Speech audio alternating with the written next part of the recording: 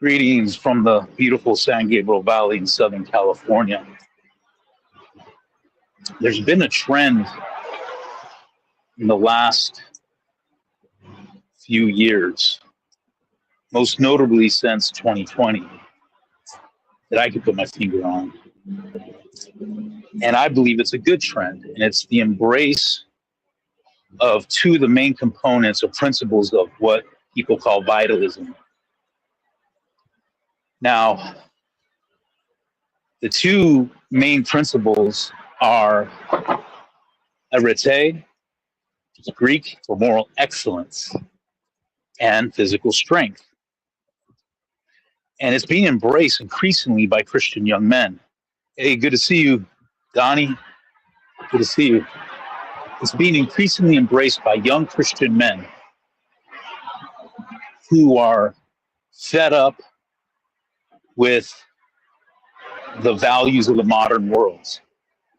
And they're fed up with boomer Christianity. And boomer Christianity is basically a moralistic, therapeutic, feel-good, but vapid version of the faith. It's the type of Christianity that's pro-open borders, anti-death penalty, tolerance of things like abortion and sodomy.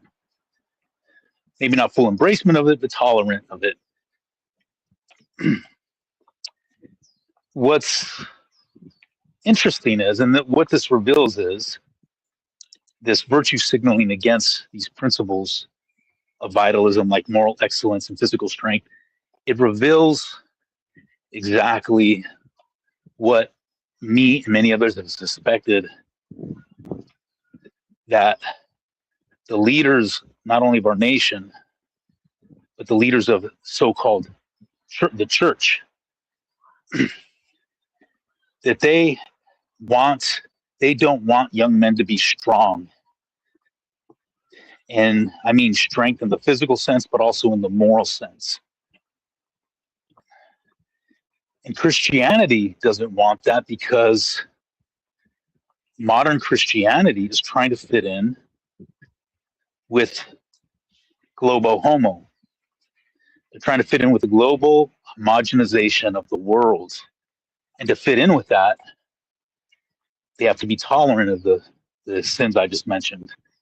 They have to be either woke, when you're talking about left-leaning Christian churches, or at the very least not woke, but very moderate, like the Christian conservatives. They don't want a truly right-wing Christianity to spring up. And they are alarmed because they're seeing a generation of young men reject, as I said, the moralizing, feel-good, therapeutic version of Christianity that we've seen since post-World War II. And they're starting to embrace more vibrant, aesthetically beautiful, and a Christianity that strives for moral excellence. And so it's interesting, because I'm seeing both from the left and the right camps, the conservative camps, speak of the principles of arete and physical strength.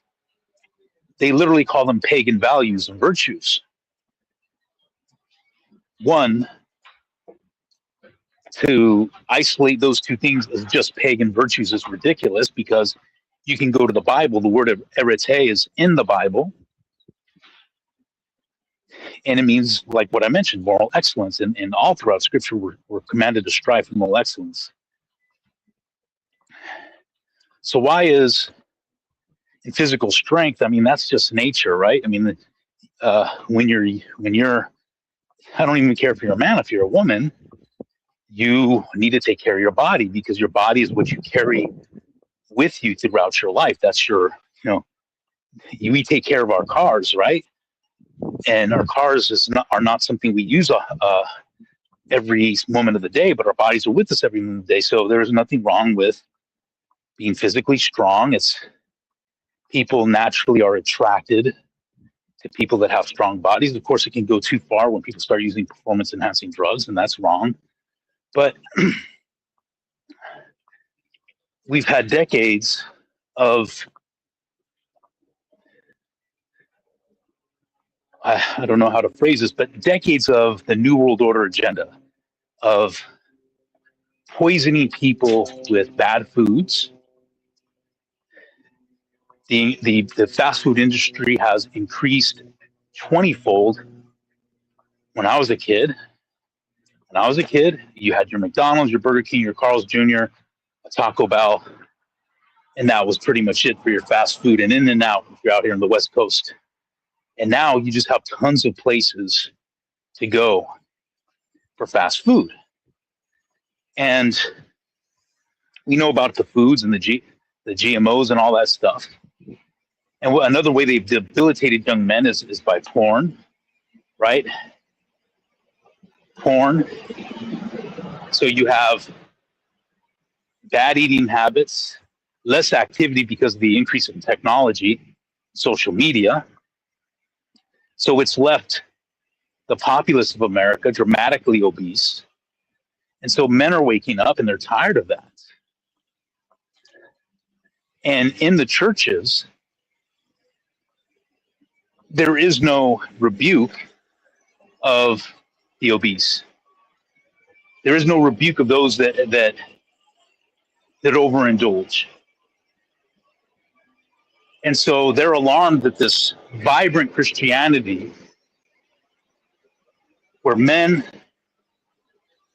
are returning to masculinity, and the definition of masculinity is self-control. The definition of masculinity is moral excellence. Physical strength is just natural, meaning when you're a man, you work out, you want to keep your body in shape. The healthier you are, the better it is for your family life, the better it is for your marriage life, the better it is even preaching the gospel. The healthier you are, you're more effective for the kingdom. And so men are returning to this in droves. We have to ask ourselves, why is it that increasingly in Christianity, these things are being preached against? Why? Because they want to keep you, it's like the lowest common denominator, the crab in the bucket.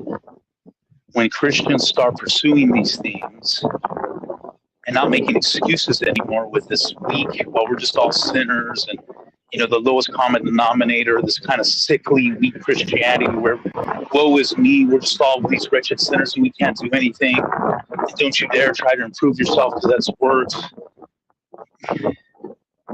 And that's what this is they don't want you, these Christians, on the left and in the conservative sphere, do not want other Christians to leave the plantation of churchianity. Men have increasingly left churches. And one of the number one thing that I hear is that the churches have become effeminate and they decry any show of masculinity. Moral excellence is a sign of masculinity. Why? Because it doesn't play the victim. It doesn't make excuses. It doesn't pity itself. And instead strives to be better each day. Strives for moral excellence. And they don't want that. Why? Because people who are morally excellent have higher standards. And if there's higher standards, then that means Christians can stop using the get out of jail free card called free grace as an excuse for their degenerate behavior or their sin. And they don't want the standard raised. And you can go to the scriptures and see that the standard for moral behavior, the way you conduct yourself, is high. And of course, they're virtue signaling against men, Christian men being really into fitness, active clubs, working out. Why? Because, again, when you, in this day and age, are physically fit, for a lot of people, that's a rebuke to them. And it's not that we want to make this thing about who has, it doesn't make someone, let's just say this. People in this day and age more than ever, and this has penetrated the church, have a victim mentality and have what I call more resentment morality. And in this day and age, when it is a virtue to be obese, not well kept, just a bunch of tattoos and piercings, when you see the man and even a woman who actually takes care of themselves physically and treats their body like the holy temple that we are to treat it, it's a rebuke to these Christians that don't preach against obesity and the overindulgence of food and gluttony, and never mention the fact that it is natural to desire to be physically in shape and fit. It's a rebuke to them. They're scared of that type of vitality. And what it should show you is there's an agenda at work, not only in the government, not only in these food corporations, in the farming industry, and the sodomite agenda, but there are the churches that are employed by the New World Order to be virtue signalers against those who embrace these principles. They're being labeled as vitalism. And the conservative Christians are acting as gatekeepers. And what it shows you is they want to keep men suppressed under this guilt complex, this guilt mongering Christianity that says that Christians, men especially, need to apologize for what their ancestors have done, just even being born, just being a human, existing, and being a straight male, and even a straight white male at that. They don't want you to gain independence of their Judeo guilt mind control, of a guilt complex Christianity, a guilt religion. They don't want you off that plantation because that's how they can control you. And when they think you're getting too big for your britches because you get a physical nice body and you start being attracted to beauty, whether it's architecture, landscape, people, and when you're exercising moral excellence, because that gets you off. That takes the chains of slavery off. Because the more that they can guilt you just for being alive, make you feel guilty like you owe something, just for being alive, that you should apologize for that because you're just nothing but a wretched sinner born that way. The more they can keep you in that yoke of bondage, the less you are a threat to the New World Order, the less you are a threat to the less you are a threat to their weak milquetoast version of Christianity, which is part of the New World Order. I hate to tell people this, but the New World Order religion is Christianity.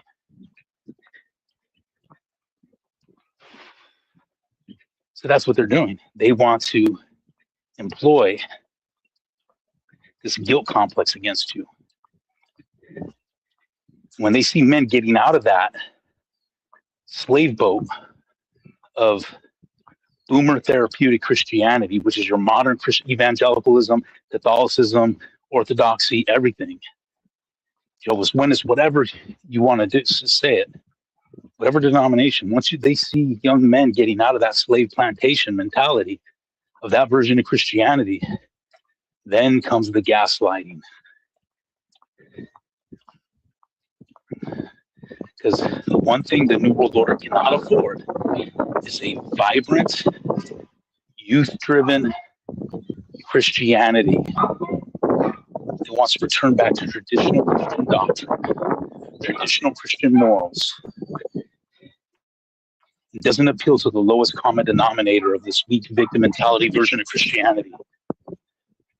And pursuing those two principles that they call vitalism or paganism of moral excellence and physical strength is an outright rebuke to the modern Christianity that upholds everything sickly and weak and decrepit. Because see, they confused outward decrepity and sickness and weakness as virtuous, when the Bible says no, it's the poor in spirit. See, when you pursue arete, you will be humble in spirit, poor in spirit. And the Bible does say that gluttony is a sin, and therefore it is good to physically exercise. And it's not that those who are physically building their body should shame others, but the fact that they do that is an expose of how the atavistic hatred modern Christianity has towards anything beautiful, anything aesthetically pleasing. Because why? Modern Christianity is leftist. Modern Christianity has adopted the worldview of the liberal world order. They've adopted that worldview. That worldview is the lowest common denominator. Elevate and exalt those things that are sickly, weak, and decrepit, and despise anything that is healthy, beautiful, vibrant. They cannot afford, the Christian churches cannot afford you getting off the plantation of their victim mentality, resentment morality, guilt complex Christianity. And so when they see, and it should tell, especially young men of European stock, should tell you what their real fear is, what they really view as dangerous. See, conservative Christianity doesn't look at wokeism really as dangerous. They truly don't. Their biggest fear is this vibrant, energetic Christianity that is led by men, young men, who desire to eat healthy, desire to look healthy and to be healthy, and desire moral excellence. Because when you desire moral excellence, that you can no longer tolerate the sins of Sodom or abortion and everything else the left upholds as virtues, mass immigration, everything. Because when you're morally excellent, you believe in obeying the law and order. So that is what I'm talking about.